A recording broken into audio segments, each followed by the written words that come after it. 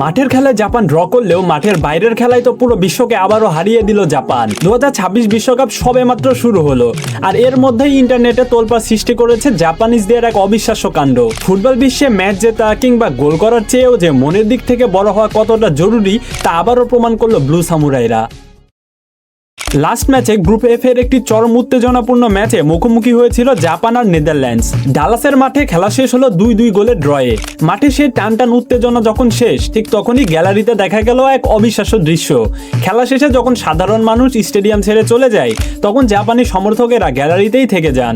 প্রতিবারের মতো এবারও তারা ব্যাগ হাতে নিয়ে নেমে পড়েন পুরো স্টেডিয়ামের আবর্জনা পরিষ্কার করতে। কিন্তু এবারে দৃশ্যটা ছিল আরো আবেগের, যা দেখে পুরো ফুটবল বিশ্বের প্রশংসায় ভাসছে জাপানের এই ফুটবল ফ্যানরা। এখানে একজন হুইল চেয়ারে বসা শারীরিক প্রতিবন্ধী জাপানি ভক্ত নিজের সীমাবদ্ধতাকে ভুলে নিজেই স্টেডিয়ামের ময়লা কুড়ানো শুরু করেন, আর তাকে দেখে জাপানের অন্যান্য সমর্থকেরাও দ্রুত এগিয়ে আসে তাকে সাহায্য করার জন্য। ফিফার শেয়ার করা একটা ভিডিওতে দেখা যাচ্ছে একটি জাপানি সমর্থক বুক ফুলিয়ে বলছেন, এটা শুধু পরিষ্কার করা নয়, এটা আসলে খেলোয়াড়, স্টেডিয়াম এবং ফুটবলের প্রতি আমাদের সম্মান প্রদর্শন। অনেকে ভাবতে পারেন এটা হয়তো ক্যামেরার সামনে দেখানোর জন্য করা, কিন্তু ভাই, জাপানিদের কাছে এটা কোনো লোক দেখানো নাটক নয়, এটা তাদের রক্তে, তাদের কালচারে।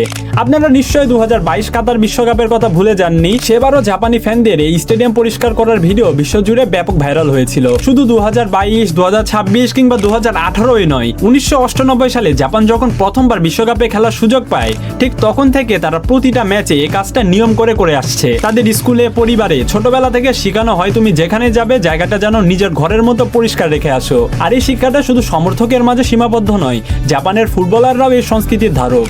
যেখানে এই হাই ভোল্টেজ ম্যাচ শেষ অন্য দলগুলোর ড্রেসিং রুমের অবস্থা যাচ্ছে তাই হয়ে থাকে, চারিদিকে ছিটানো থাকে প্লাস্টিকের বোতল, টেপ আর কাদার দাগ। আর সেখানে জাপানি ফুটবলের ম্যাচ শেষে নিজেদের ড্রেসিং রুম একদম চকচকে তকতকে করে পরিষ্কার করে মাঠ ছাড়েন জাপানিজ ফুটবলাররা। ফুটবল বিশ্বকাপ শেষে ট্রফি জিতবে একটি দল, কিন্তু কোটি কোটি মানুষের মন কিভাবে জিততে হয় তা জাপানিদের চেয়ে আর কেউ কি ভালো জানে?